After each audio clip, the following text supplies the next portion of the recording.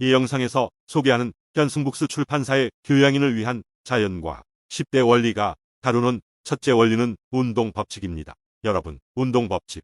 좀 더 구체적으로 뉴턴의 운동법칙은 잘 아시죠? 학창시절 과학을 배울 때 맨 먼저 배우는 법칙이니까요. 그런데 운동법칙을 배울 때 무엇이 가장 중요하다고 생각하십니까?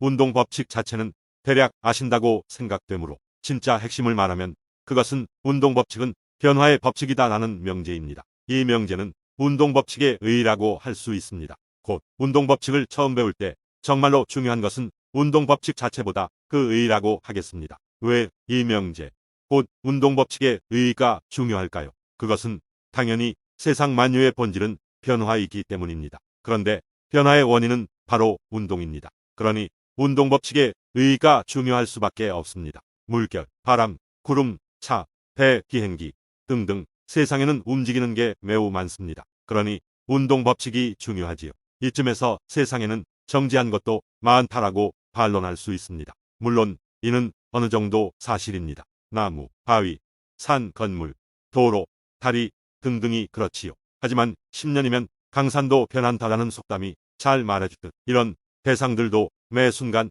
미세하게 운동합니다. 그리고 그 효과가 누적되어 결국에는 엄청나게 변합니다. 하지만 한 단계 더 나아가 그래도 불변인 것들이 있다라고 반론할 수 있습니다. 대표적으로 우리가 지금 살펴보는 운동법칙이 그렇습니다. 앞서 세상 만유는 변한다라고 했지만, 그래서 운동법칙이 중요하다고 했지만, 그런 운동을 다루는 운동법칙 자체는 불변이라는 게 이 반론의 한 예입니다. 이 반론의 타당성은 충분히 인정합니다. 하지만 주목할 게 있습니다. 세상 만유는 변한다에서의 만유는 자연의 실체적 존재를 가리킴에 비해 법칙은 추상적 존재라는 차이입니다. 곧 운동법칙의 대상은 추상적 존재가 아니라 자연의 실체입니다. 참고로 자연 법칙도 변할 수 있다라는 주장도 제기되곤 합니다. 이는 과학적으로나 철학적으로나 아주 흥미로운 주장입니다. 이에 대해서는 이 책의 마지막 주제인 진화론에서 살펴봅니다. 이렇게 운동법칙의 중요한 측면인 의의를 먼저 살펴보았으므로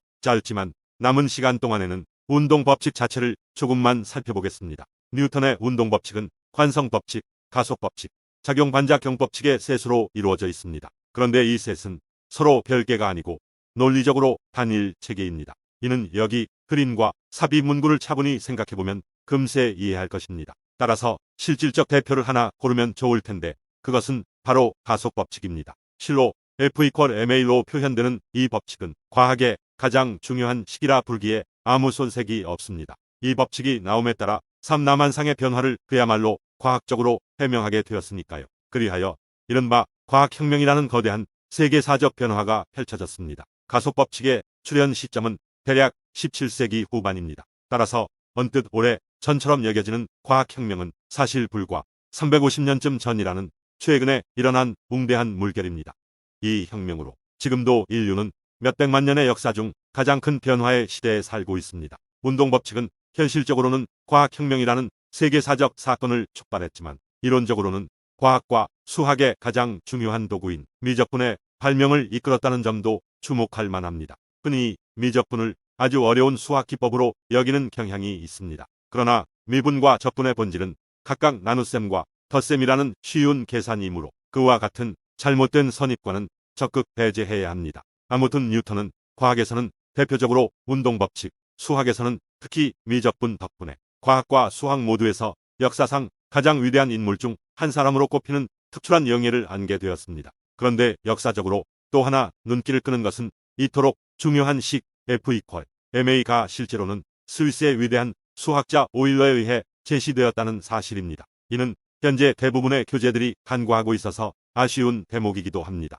하지만 그렇다고 운동법칙에 대한 뉴턴의 기여를 많이 덜어내기는 곤란합니다. 따라서 뉴턴과 오일러의 기여를 적절히 안분하며 기리는 게 타당하리라 여겨집니다. 끝으로 덧붙일 것은 운동법칙의 교육적 및 논리적 순서입니다. 현재 대부분의 교재는 관성법칙, 가속법칙, 작용반작용법칙의 순서로 다룹니다. 하지만 논리적으로는 오히려 반대로 하는 게 자연스럽다는 점을 특기해 두기 바랍니다. 구독과 좋아요를 눌러주시기 바라고 시청해 주신 데 감사드리며 이번 영상을 마칩니다.